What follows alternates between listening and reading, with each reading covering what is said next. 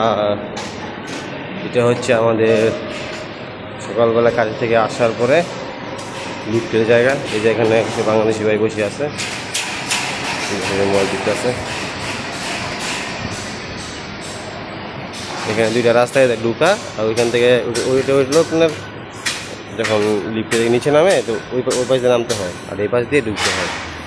এখানে কী কী নেওয়া যায় আপনি লিফটে ওঠার সময় কী কী নিতে পারবেন ওইগুলো দেওয়া আছে। সিগারেট নেওয়া যাবে না, খাবার নেওয়া যাবে না, এভাবে ধ্যান দিয়ে বসতে পারবে না, পানির বোতল নিজে নেওয়া যাবে। ওইটা মানে কী কী নেওয়া যাবে, কী কী নিয়ে যাওয়া যাবে না, ওইটা সব দেওয়া আছে এখানে।